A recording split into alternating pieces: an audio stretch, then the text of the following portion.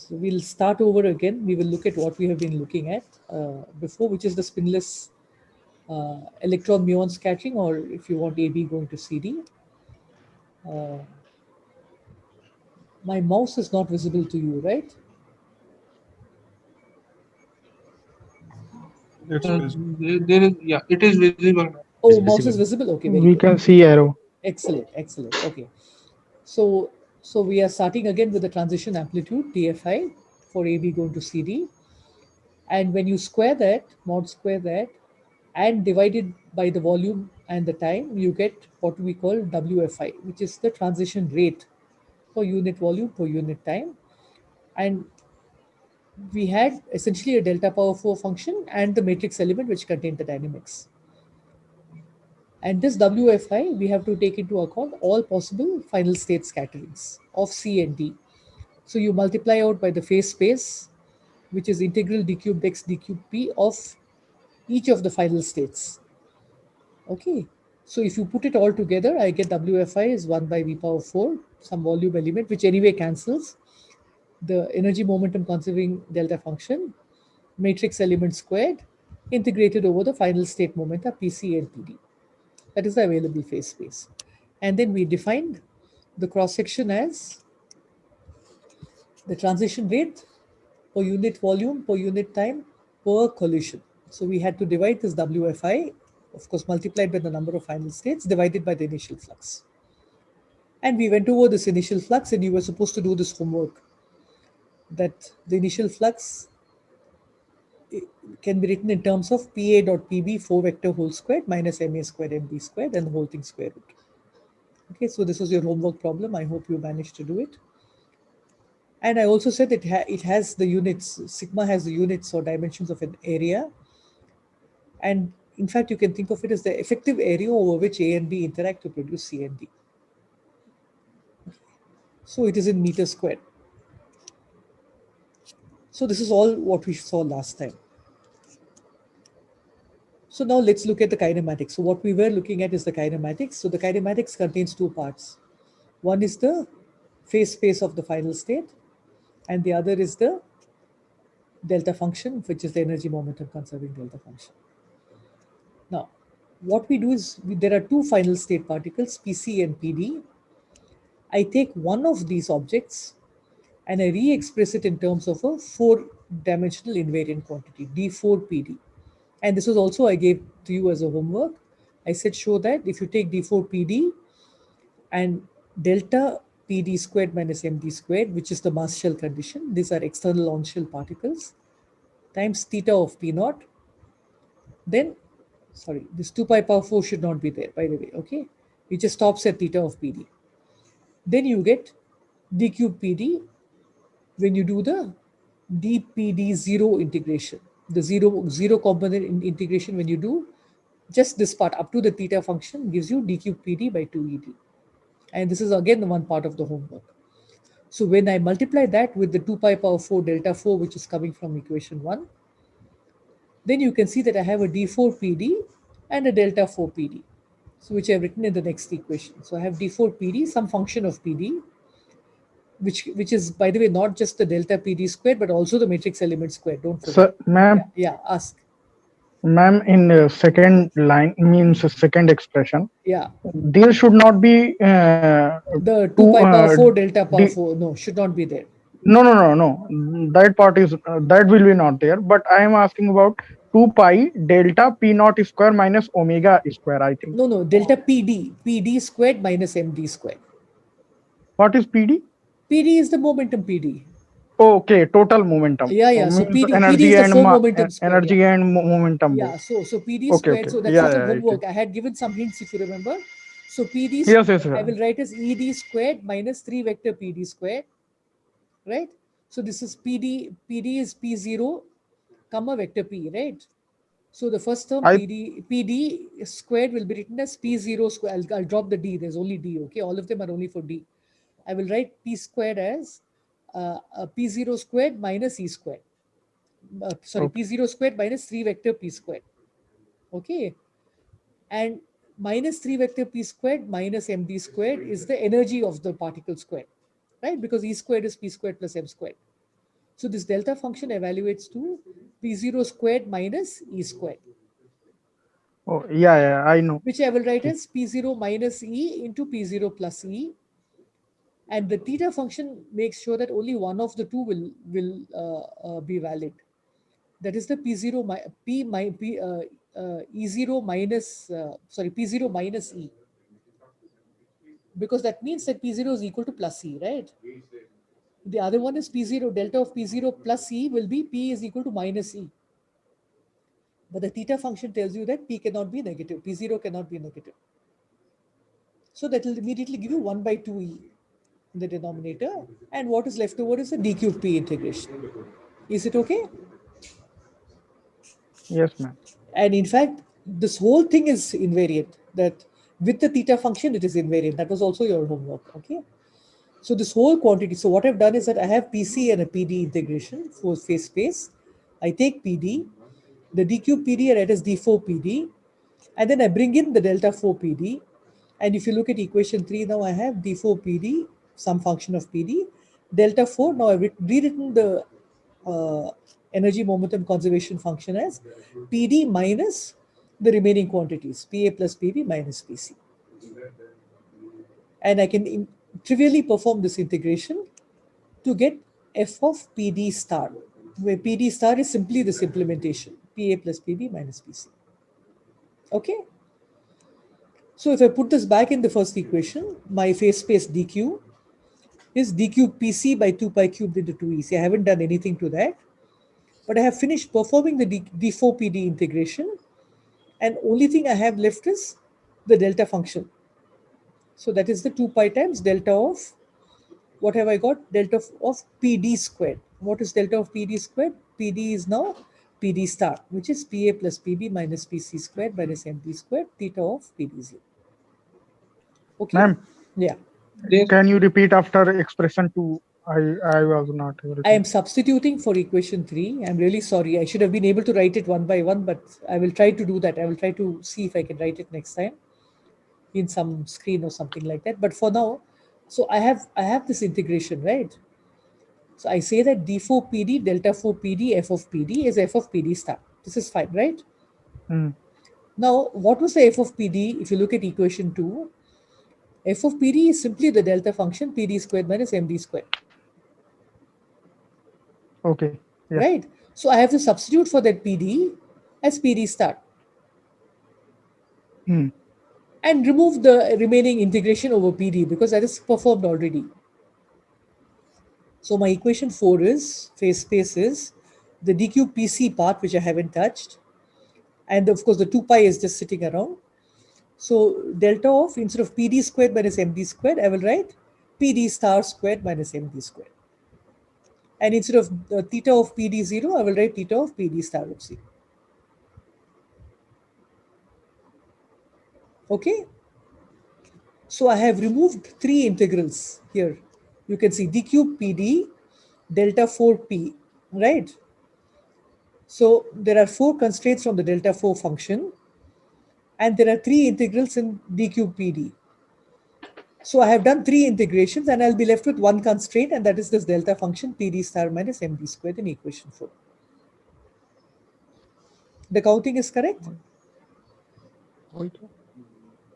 Everybody's okay with it? Yes, ma'am. Okay, so now I'm going to solve this in the center of momentum frame.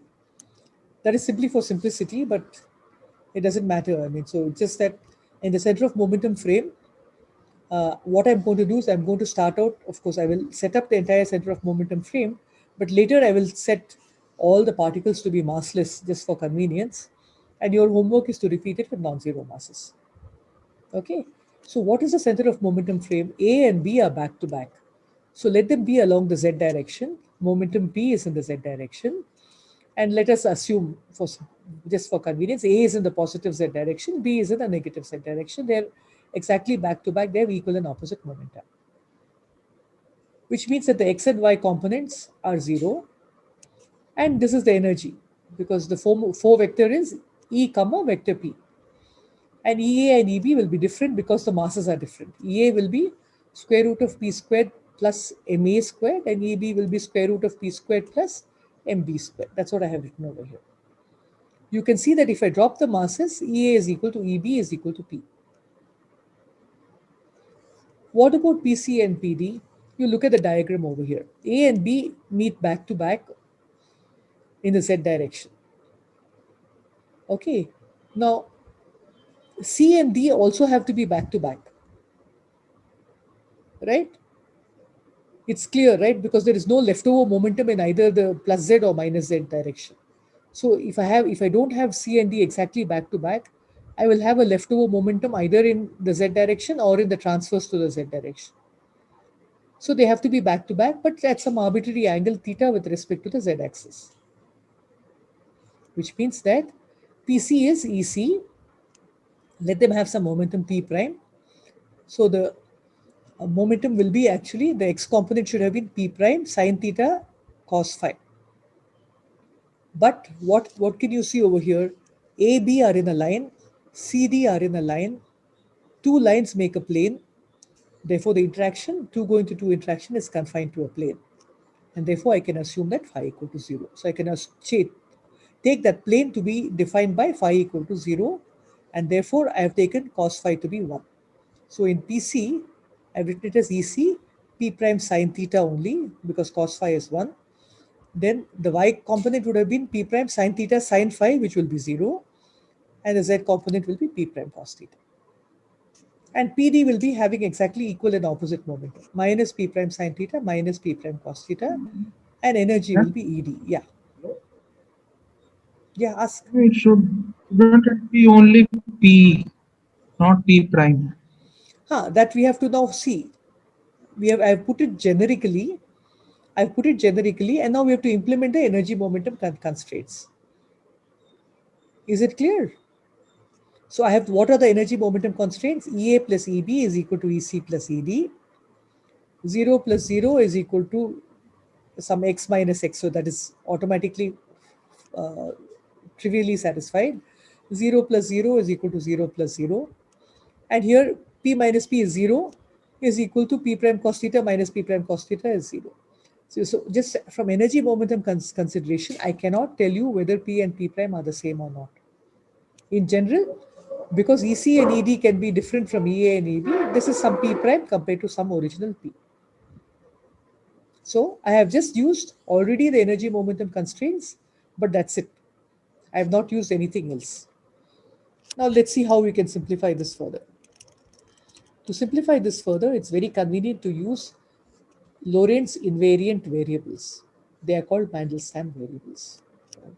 Mandelstam defined it. So I've written the diagram again. So A and B come in, C and D go out, and some interaction vertexes here, which I'm not interested in. So the variables are defined with respect to momenta PA and PB, which are called S, with respect to PA and PC, which are called T, and with respect to PA and PD, which are called U, and the definitions are here.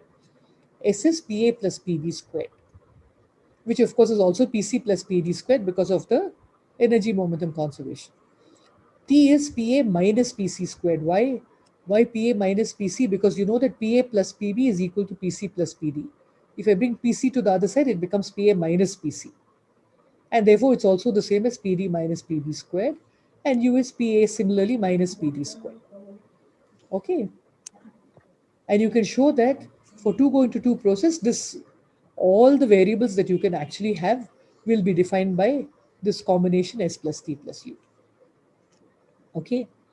Now, this is your homework. What is S plus T plus U? You can calculate this when the masses are non-zero. But when the masses are 0, S plus T plus U will simply be 0. Okay, I'm just telling you this.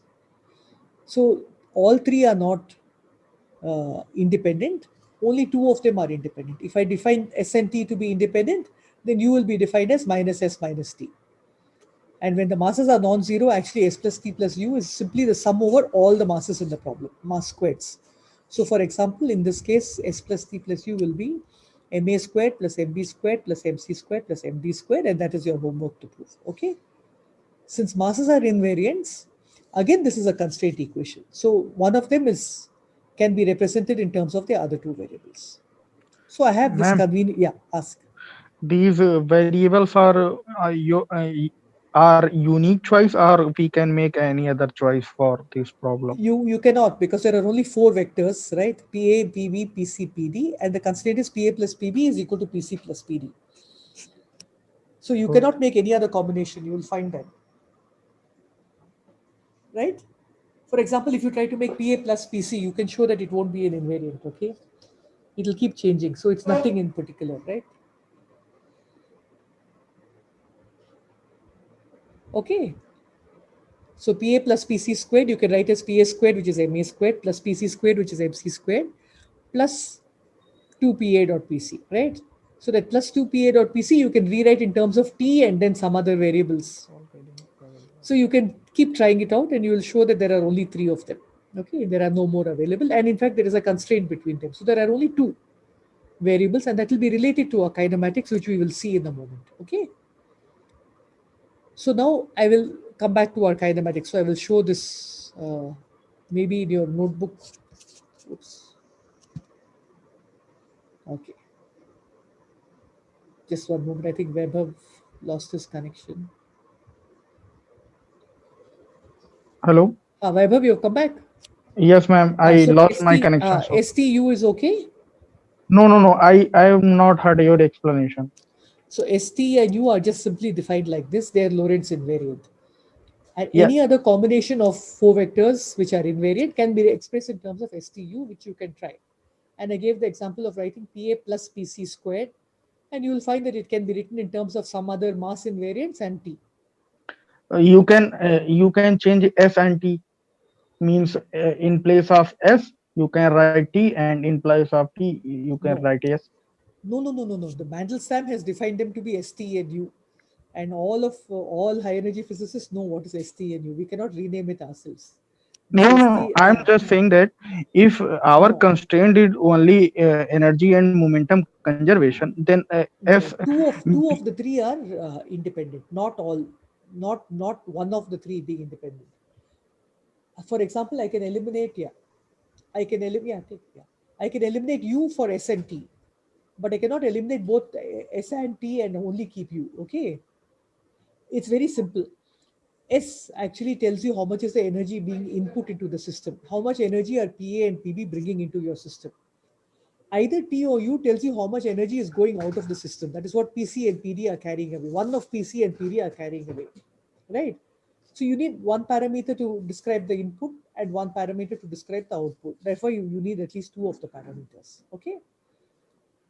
Yes, ma'am. I Okay. That part I know, Huh. but I'm just asking that in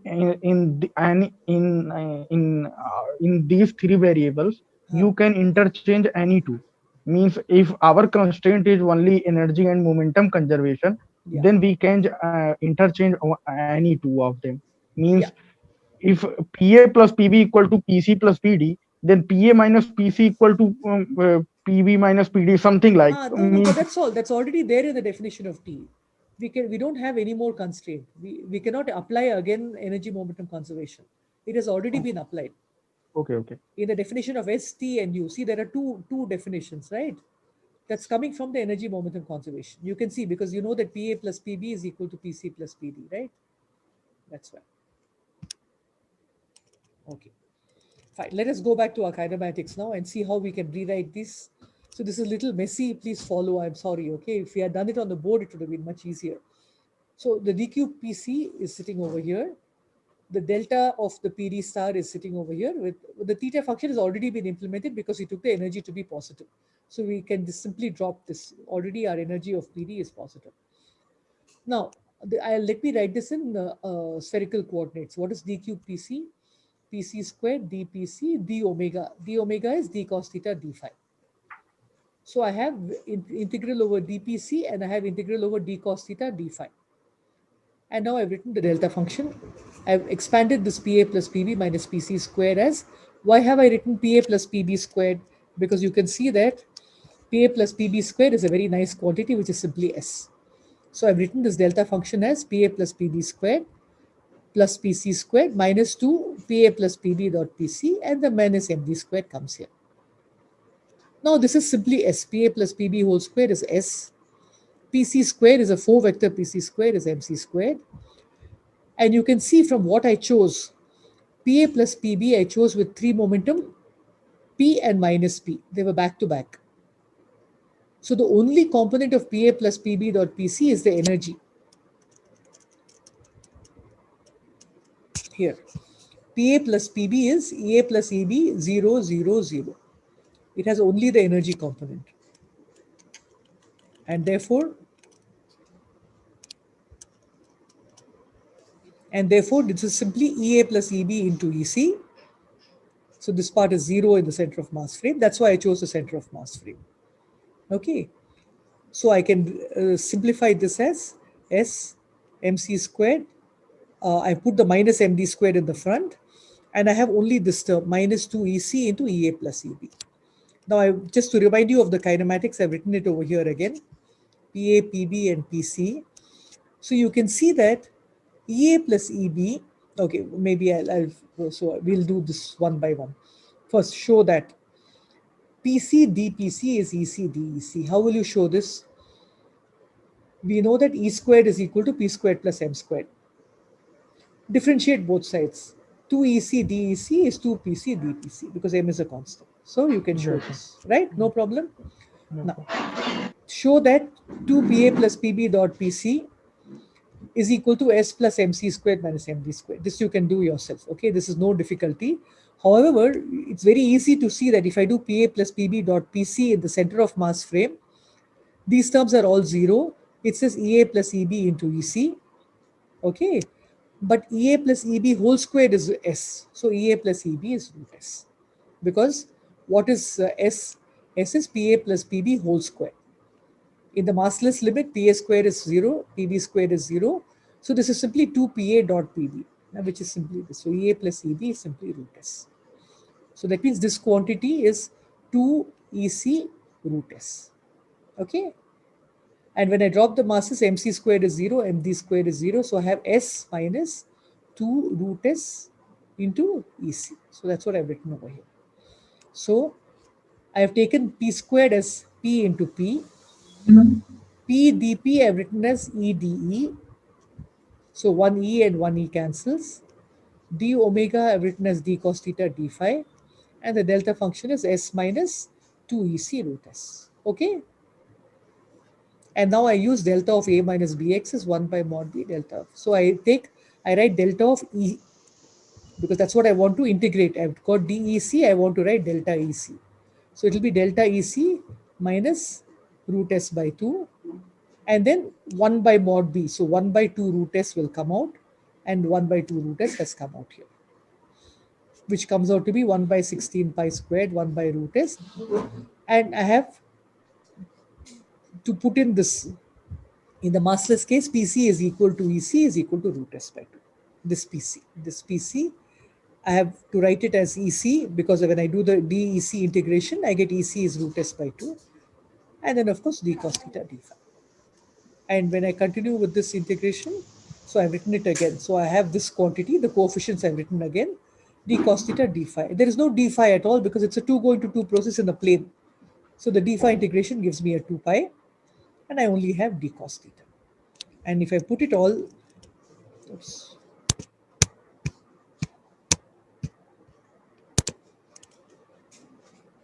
when I put back the masses, instead of getting 1 by 16 pi d cos theta, I will get 1 by 16 pi squared. Of course, I put back d cos theta d phi, that 2 pi I put back over here. I'll get Pf by root S.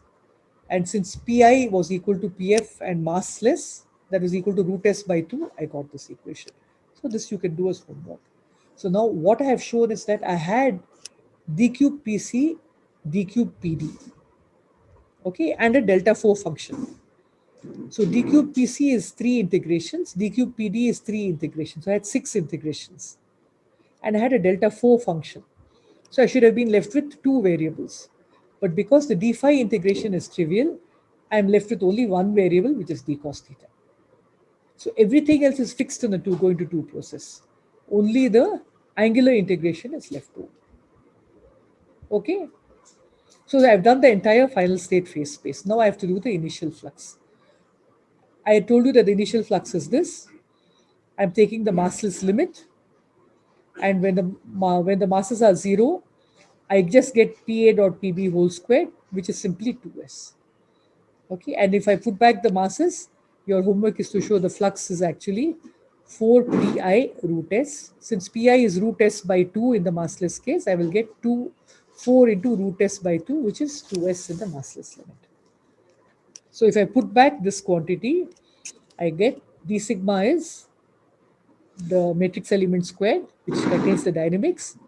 Then here, this 1 by 16 pi squared pf by root s, 1 by 16 pi squared pf by root s d omega c from the phase space, and 2s or 4 pi root s from the initial flux. Ma'am, And yeah, the thing is in box. I am not able to understand. F this barabar f, 4. f is 4 Yes. pi root s. You have to Where just comes from pi? here, f is equal to 4 pa dot pb, right? What was pa and pb? I've only put pi and pf because everything was p and p prime, right? Yes. Now we show that p and p prime are the same. All are equal to root s by 2. That's what we just showed over here.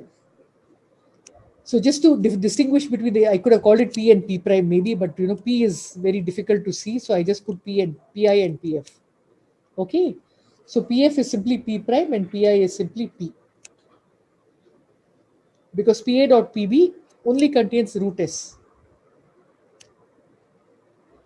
Okay, and if I bring back the masses, then I get, so this would have been 4p into root s, where p is given by this momentum, 3 momentum of PA. Is it okay? Yes. Hello? Yeah. Ma'am, PA and PB are 4 vectors, right? PA and PB are 4 vectors which are expressed in terms of the scalar quantities EA and P.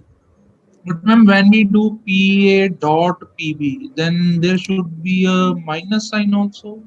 Yeah, so right now PA dot PB is EAEB Minus E square. is Then EAEB. Yeah, is EAEB plus P squared, right? EA into EB minus P squared. But when in the massless limit, EA is P, EB is P. So I have P into P squared plus P into P squared. So I have P squared plus P squared is 2P squared. And what is PA plus PB whole squared with S was 4P squared. So 2P squared is half of that. And that's what we get over here. So 4 into half of S. So that is 2S. If you just write it down in your notebook and work it through, I'll give you a couple of minutes. Just check it all yourself. Okay, I'll pause for a couple of minutes.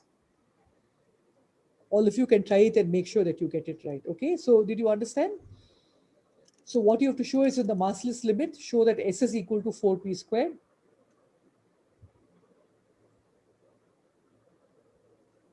So S is PA plus PB whole squared. In the massless limit, PA squared is 0, PB squared is 0. So S is simply 2PA dot PB, which is EAEB minus P into minus P. So it's EAEB plus P squared. But EA and EB are both P itself. So it's P squared plus P squared is 2P squared. So 2PA dot PB is 4P squared. Is it clear? How do you dot two vectors? PA dot PB is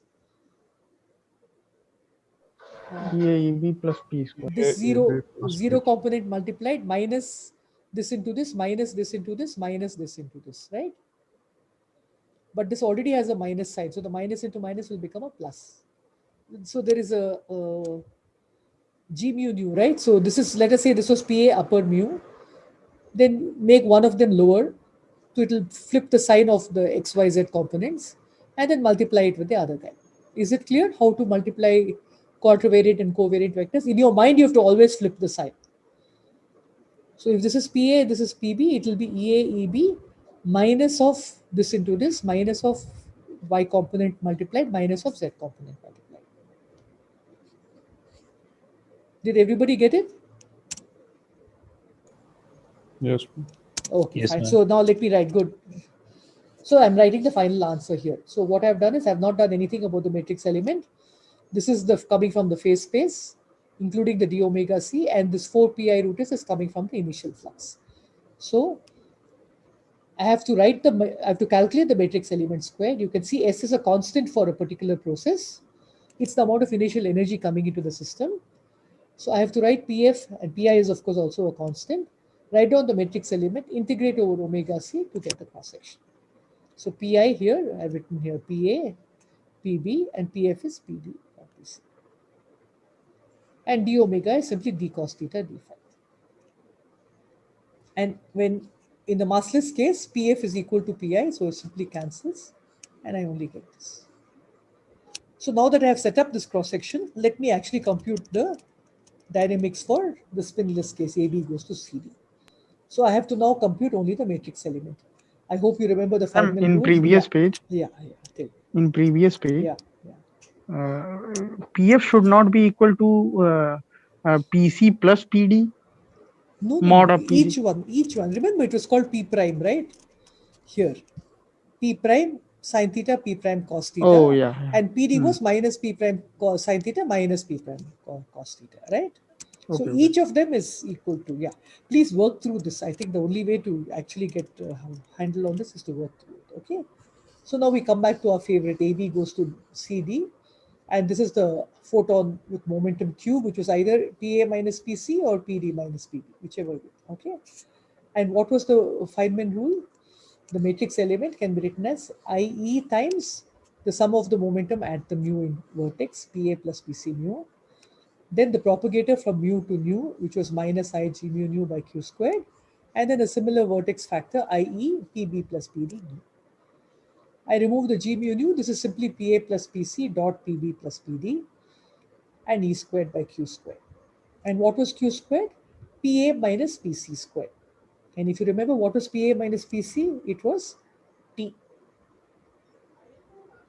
Okay, the Mandelstam variable T was simply defined as PA minus PC squared. So sometimes this is called the T-channel process. Okay, now what you have to do is write PA dot PB, PC dot PB, everything in terms of S and T and U.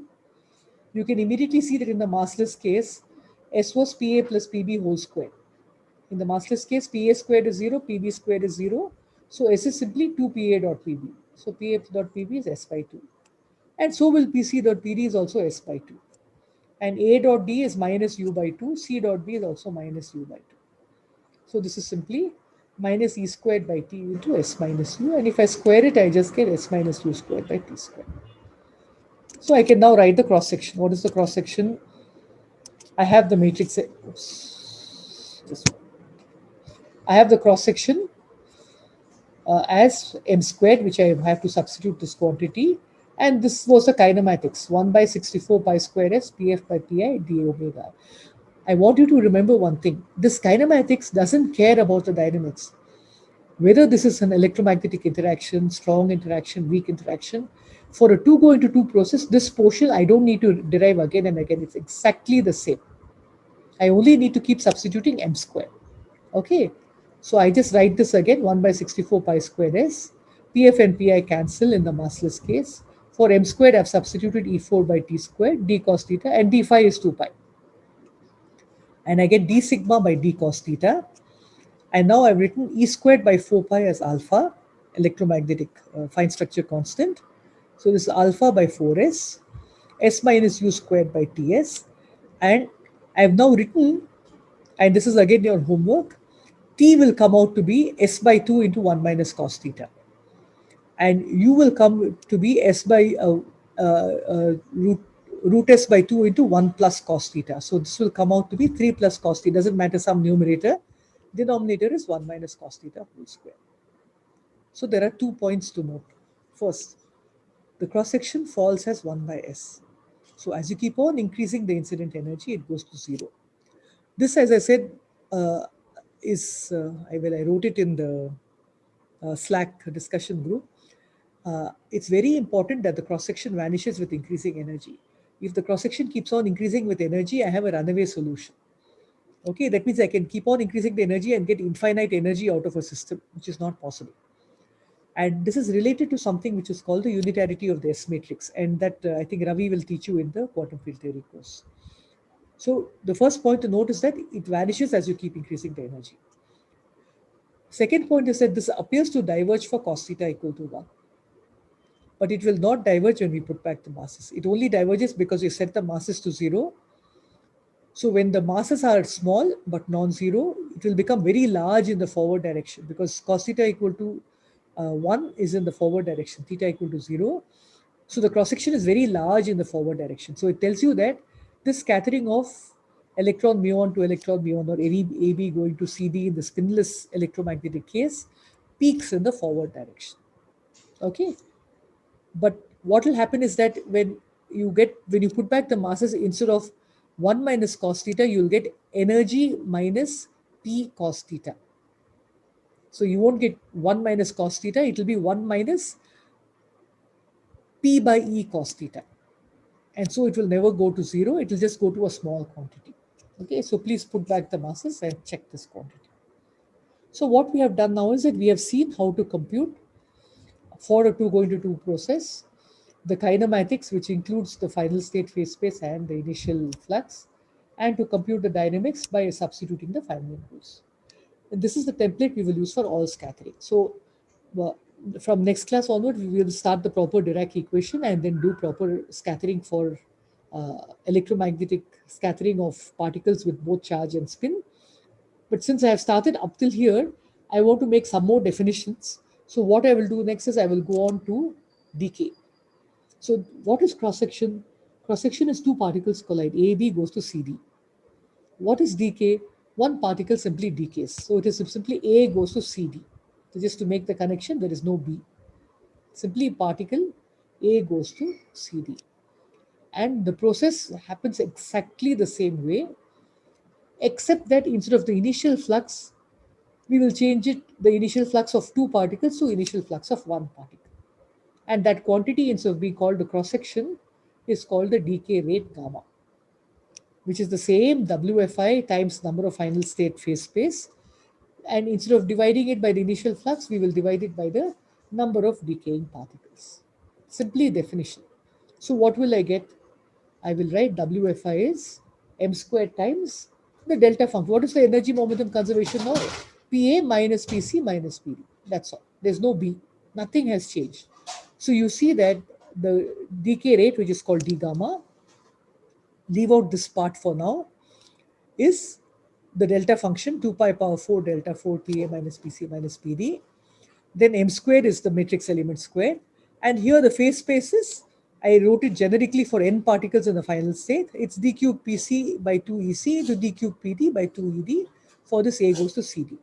If there are n particles in the final state, it's a product over n such terms. N is the number of final state particles.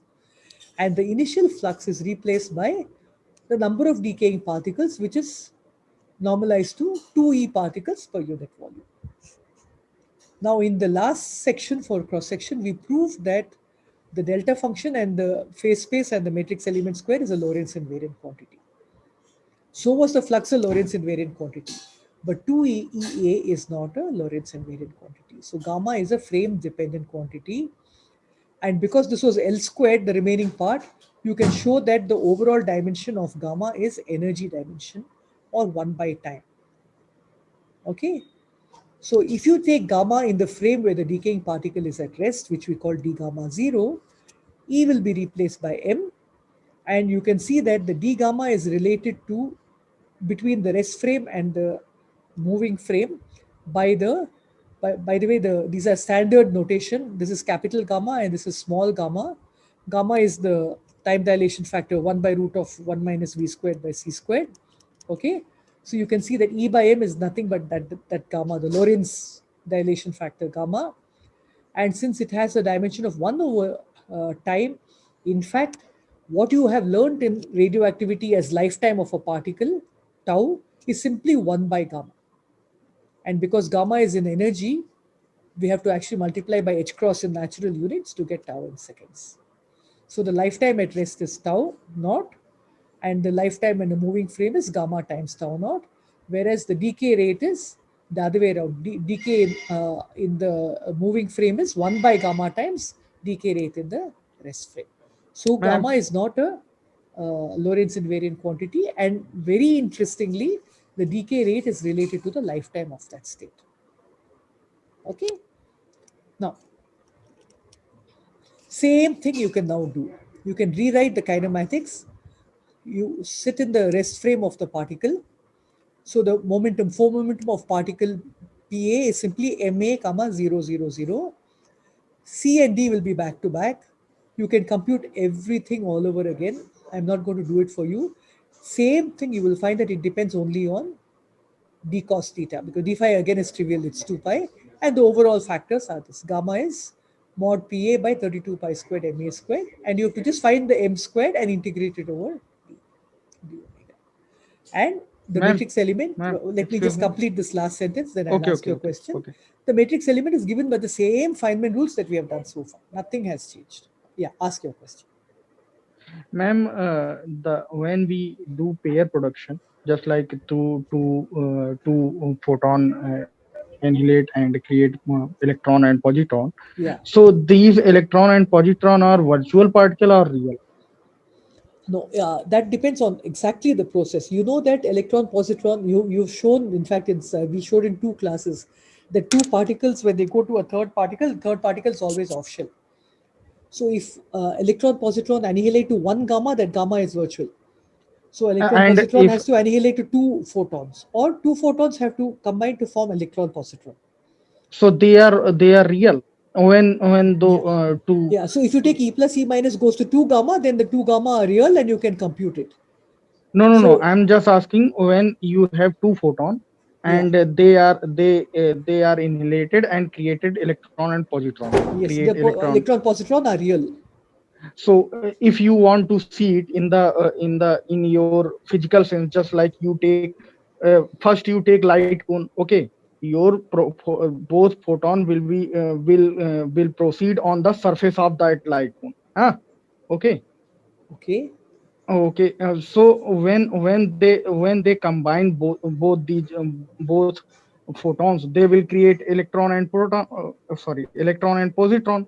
Yeah. So if both are real, Hmm. so and if you also want that your energy or your momentum should conserve, Yeah. then at least one particle must go inside the light cone and one go outside the light cone. Otherwise, No. So you work this out for yourself. This is not decay kinematics. This is AB goes to CD, right? So take two photons back to back. The only difference is that the mass is zero, but in fact, what I have solved is this mass zero kinematics. So you can simply directly write down the cross section for the process. Gamma gamma goes to E plus E minus. I don't yes, understand. There's I no know that difficulty at all, huh? means I know that, but Both photon are or on the light photons, they cone. obviously The they two obvious. photons are on the light cone because they are massless and real, Yes, right? But the they are massless and they. electron positron are not on the light cone. They are inside the light cone because they are massive, right? So how when the two photons combine, how the electron and positron created will come in the light cone? I want to ask this question. Because they There are is on no When mass shell, right? When anything is on mass shell, field it is within present. the light cone. You Huh? cannot do pair production in free vacuum. There is also some. Nothing. You just do the energy momentum conservation, right? What is the difficulty? Let us say that the photons have equal and opposite momentum, which means they have equal and opposite energy. I mean, sorry, equal energy. Let's call it P. And so the electron positron have same mass, so they will have same energy also. They will, because they will also have a momentum which is back to back. So let us say E gamma is the momentum energy or momentum everything of the photon. So 2 E gamma is equal to E1 plus E2 of the electron, which is root of P squared plus M squared. So you can solve this, right? So you can you'll if you remove the yes, square root, so ma'am, I E got squared that. plus so yeah. So what you will show is that the it will not be positive definite unless 2 E gamma is at least equal to 2m. So Okay. if the energy of the photon is less than twice the mass, 2mc squared, we have dropped c squared, then this process will not happen, but it will only be possible. The energy will be positive definite only if E gamma is greater than m, which we know is Mhm. true, right? The energy carried by the photon must at least be equal to the mass of the particles, right? Yes, yes. No, That's all. ma'am, So I you can got it. work that out. Huh? Good. Yes. I will give this as one of the what you call it mid-sem exam questions. So you either you solve it now and keep it ready, or you solve it then. Okay. It will be I'll write make a note for myself so I'll remember to ask this question. Uh, okay. Fine. Okay, I'll ask that question. Good. You can work it through and be happy. Fine. So now I want to make some remarks because I said earlier that decay is something that cannot be, or even creation of particles, just not just decay, but even creation of particles cannot be actually understood within the context of quantum mechanics because the particle is always there. Mod psi squared dx is always one. Okay. But we can actually relate it in some simplistic way to quantum mechanics, and we can incorporate decay in quantum mechanics in the following way. So we know how we solve for radioactivity, right? Suppose I have n independent particles and the probability that they decay per unit time is lambda. Then I know that the number which have decayed in the time dt, which is dn, is minus lambda n dt. So I rearrange to get dn by n is minus lambda dt, and I can solve this to get n is n0 e to the minus lambda t, where n0 was the number at time t equal to 0. This is standard. All of you have done radioactivity and decay, right? There is no difficulty with this equation because I've gone over it very fast. Okay with everybody? Yes, ma'am. Okay, fine. And how do you relate lambda to the mean lifetime? We say the average time the particle exists before it decays, tau is 1 by lambda, which means I can write n is n0 e to the minus t by tau. Okay. So how do I incorporate this decay process in quantum mechanics? I know that any wave function psi evolves in time according to psi is psi 0 e to the minus iet. If E is real, which is what we expect, then mod psi t squared is mod psi 0 squared, and the particle or the probability of finding the particle is time independent. Such a particle does not decay. To represent decay, we simply add an imaginary component to the energy. E is E0 minus I gamma by 2. See that same gamma is appearing here, which we call the decay rate. And we'll see what it means now. Gamma is real, obviously. I is sitting outside. Then you can see that at a future time t, mod psi t squared is psi 0 mod squared, but times e to the minus gamma t, which means nt is n0 e to the minus gamma t, right? Which you just looked at here. I'll try to put both the equations on the same page here. Here, n is n0 e to the minus lambda t. Here you have n is n0 e to the minus gamma t. So gamma is actually lambda. Actually, gamma is lambda h cross. We just dropped the h cross because it is e by h cross, right? E to the minus iet by h cross. So there's an actually one h cross there, but doesn't matter. Okay.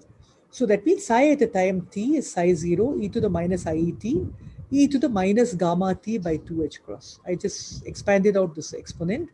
And so real of psi of t decays like this in time. So this is one way to incorporate decay into your quantum mechanics. So you can see what happens now. And therefore you can see gamma is also 1 by tau. That we also saw, right? I mean, gamma is h cross by tau, but it doesn't matter. So how do you interpret such a probability? It does not make sense to ask what is the probability of finding the particle because suddenly it can die. Rather, what you can ask, which is meaningful, is what is the probability that the emitted particle has a given energy E? So what you want to write now is psi of E rather than psi of T, because psi as a function of T really has no meaning for a decaying particle. So to ask this question, you have to rewrite your expression. You rewrite it in terms of Fourier components.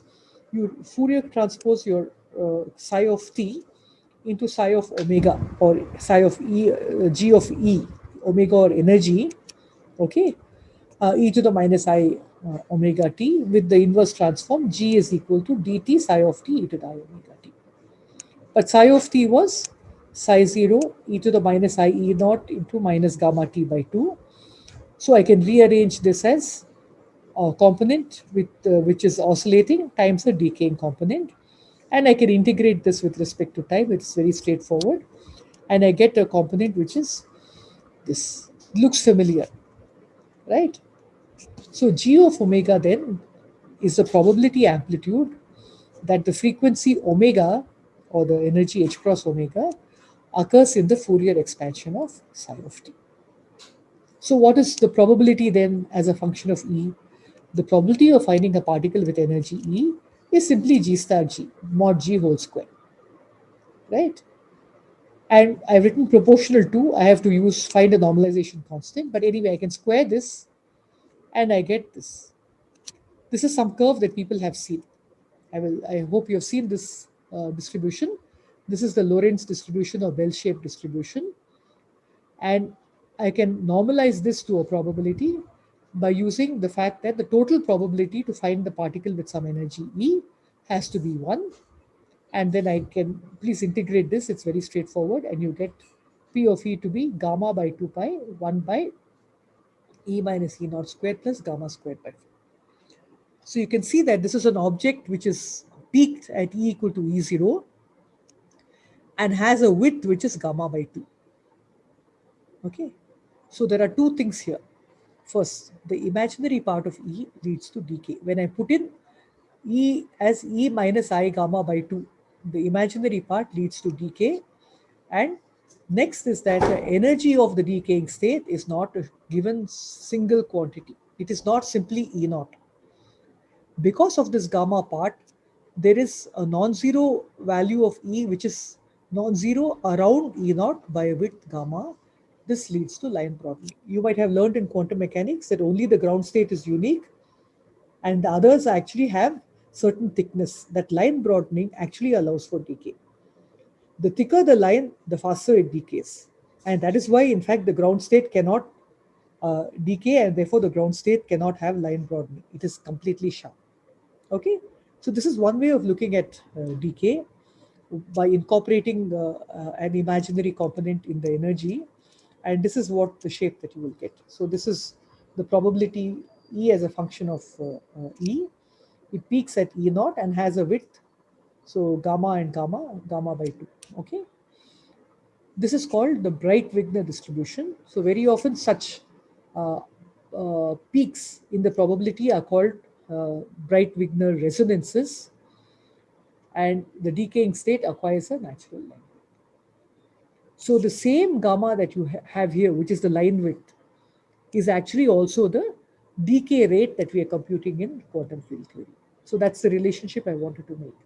So when we learn in quantum mechanics that only the ground state is unique and all the others have a natural line width, that line width is actually nothing but the total decay rate of the particle. So to measure the energy of a state to within an uncertainty gamma, a lifetime tau, which is delta t, is needed. Okay. So I've given some physical examples here so that you can kind of get a feeling for what it means. Ma'am, Yeah, ask. in in this interpretation you are Yeah. saying that instead of means except ground state all energy levels are thick, Yes. means Yes. they are continuous thick, and how this is different from we have seen in quantum mechanics where very fine splitting things arises, means around every state there are very No. fine See, line splitting. fine splitting is different. Splitting can be due to L dot S coupling and things like that. Here there is no spin. This is very simple, right? It's just an ordinary spinless particle. Okay. Okay. Here we are saying that because of decay, the line width is finite. You will see that, right? Every excited state decays down to the ground state. The ground state is unique, it cannot decay. It has no multiplicity, it has no this thing, it is just no, it has no degeneracy, it is a single sharp line. The moment a line is not sharp, it will decay. That is the meaning, that is the interpretation that we are giving now. And the width of the line is what we are computing in quantum field theory as the decay rate of the particle. So what we write as matrix element squared, phase space, divided by the initial number of particles, all that gamma is nothing but the line width of the particle.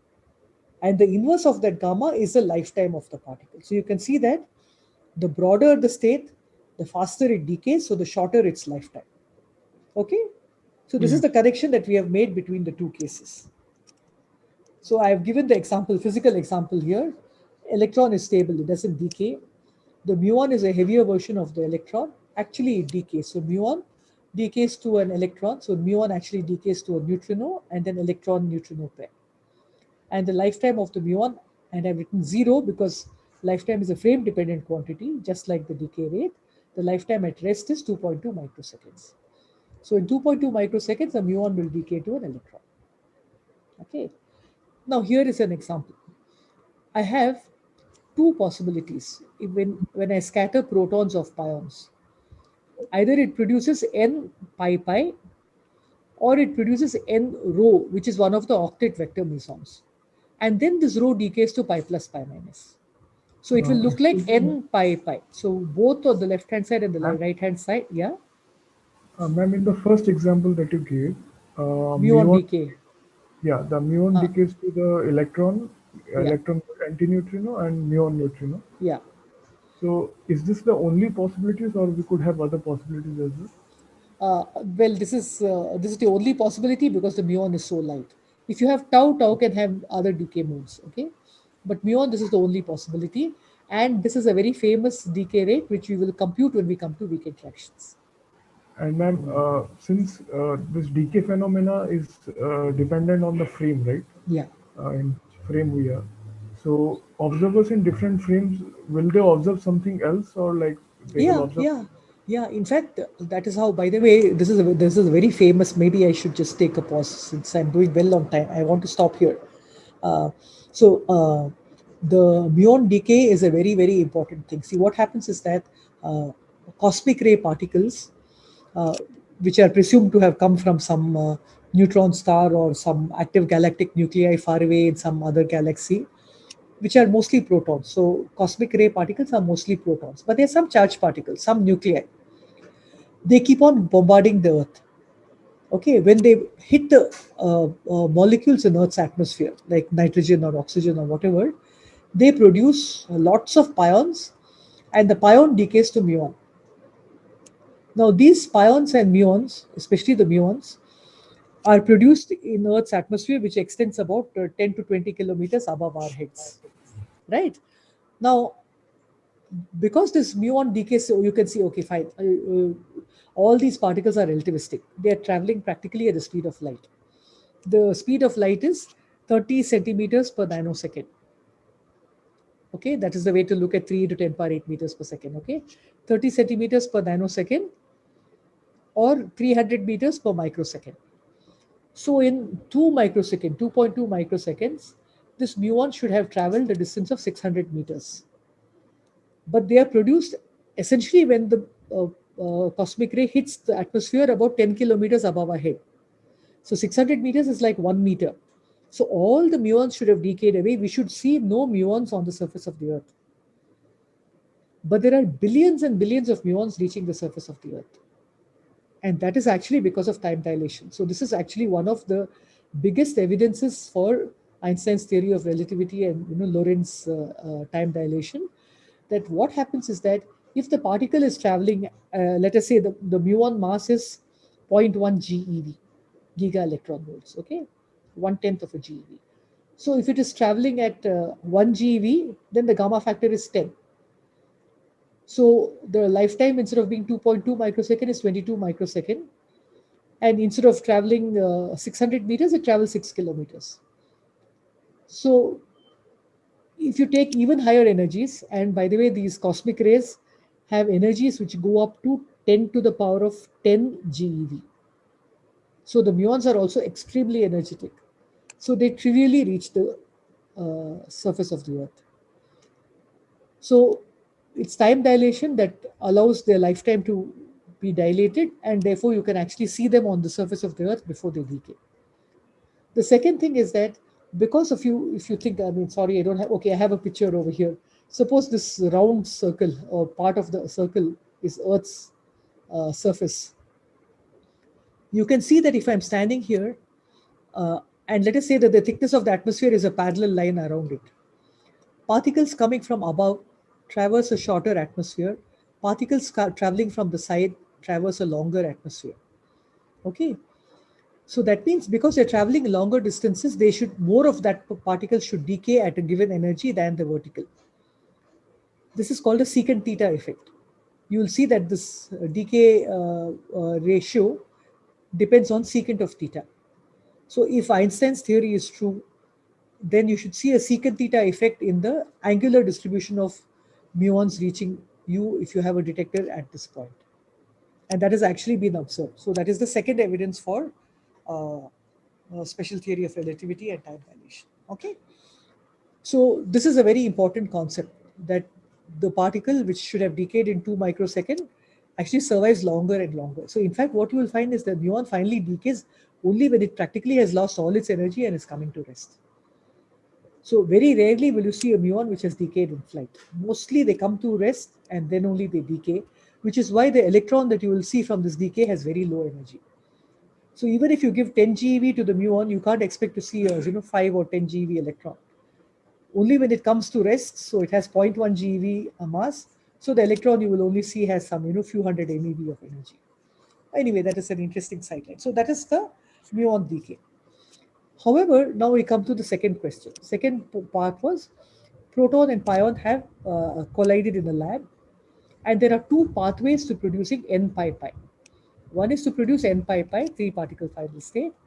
The other is to produce n rho, and the rho subsequently decays to pi pi. Okay. Can you distinguish these two processes? Can you tell whether this pi pi just was produced as pi pi or decayed from rho which was produced and then which decayed to pi pi? So if you look at the phase space for n pi pi, pure phase space, the distribution is like this, part of a circle. Okay, it peaks around m rho, but it has no nice Lorentz curve distribution that you would expect to see from decay. Okay, but if you look at the data actually shows a nice Lorentz distribution, which is peaked at 770 MeV, which is the rho mass, and has a width of 125 MeV. Okay, so what you see is that mostly when p pi collides, it actually produces a rho, and that rho decays into pi pi, and you can see the difference in the phase space when you just ask what is the distribution of the mass of the pi plus pi minus invariant mass as a function of the what is the function of what is the cross section or the number of particles as a function of this n pi pi. Okay, and this is what you find. It actually peaks very nicely over here. And from here, of course, you can find the lifetime of the rho particle, because it's simply the inverse of 125 MeV, and it comes out to be about 10 to the power of minus 23 seconds. This is a very interesting number. You'll find that any particle which decays through strong interactions decays with a very, very short lifetime of 10 to the power of minus 23 seconds. So when the interaction rate is larger, the lifetime is shorter. That is why it's called strong interaction. So that means that something is interacting very strongly, the process goes through very, very fast. That is 10 power minus 23 seconds. If you look at any electromagnetic interaction, you will find that the lifetime is typically around 10 to the power of minus 16 seconds. Okay, which is like 7 orders of magnitude larger. And if you look at a weak interaction, you can see that it is very, very large. It is of the order of microseconds. And in fact, when neutron decays to proton, electron, and antineutrino, that is 13 minutes. So weak interactions are so weak that the lifetimes are very large. Strong interactions are so strong that their lifetimes are extremely small. And electromagnetic interactions have lifetimes which are in between these two. Okay, and that is completely set by what was contained in gamma or cross section was contained in matrix element square. So the whole dynamics determines these lifetimes. Okay, is it clear? Okay, so this is just simply an aside, but we can set up the whole machinery for decay rates exactly like we set it up for cross sections. Matrix element is always found using the same Feynman rules, and these phase space is independent of whether it is decay or cross section or whatever. It is simply the kinematics. So now that we have this whole machinery, we will now go to Dirac equation. We will revise the Dirac equation in the next class, and then we will look at the scattering process for same E mu goes to E mu, but now we'll turn on the spin and the charge. Is it okay? From which book we can read this formalism of this decay? This should also be there in Frauenfelder and Henle. That is the same reference I gave for Fermi-Golden rule. Some of this should also be there in Halzen and Martin, but not specifically, because I don't think he makes a connection to imaginary component of energy. But it should be there in Frauenfelder and Henle. Okay? Ma'am, Yeah. can you repeat the author's name with his spelling? Let's see if I can do something. Are you using a You can try it in the chat. Yeah, that's what I'm going to do.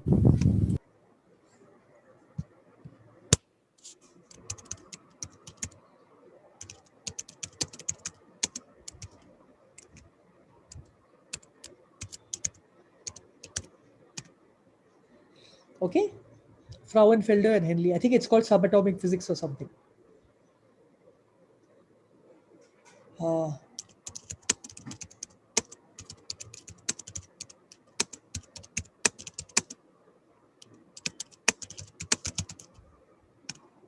Okay. Sorry, that is non-relativistic. Okay, was from there. Okay.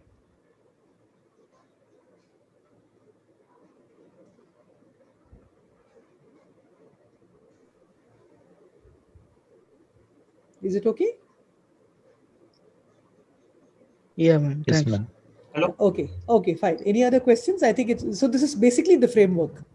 As we keep using the framework, I think you'll get more and more familiar with it. Okay. Hello. Yeah. Ask. If we have an excited state which is going to decay to a ground state, and then we accelerate our particle, Okay. and then can we, I mean, accelerate to such high speeds that it does not decay from the excited state? I mean, the Oh. lifetime will become very large because Oh, the no. free. No. Okay. I thought you were talking about acceleration. See, first of all, this whole framework is in special theory of relativity, so there are no accelerations.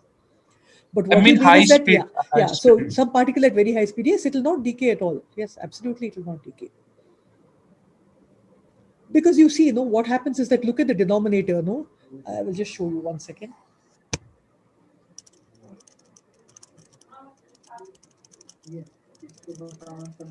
I am just looking at trying to show you the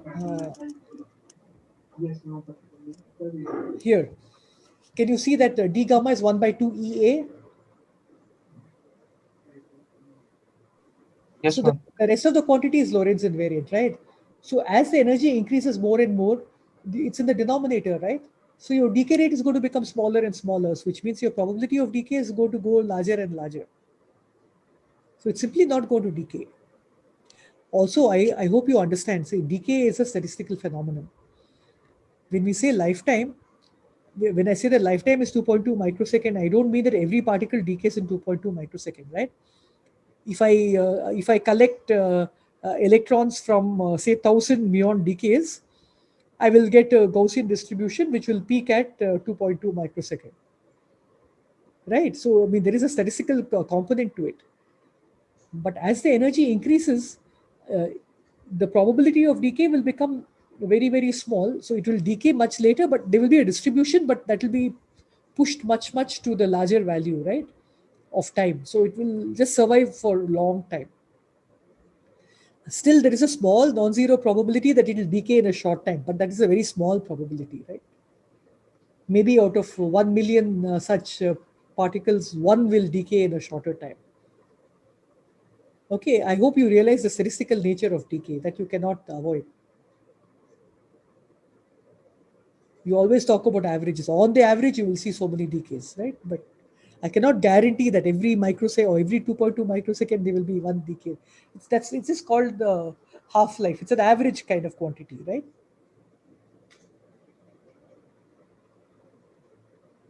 Are there any other questions?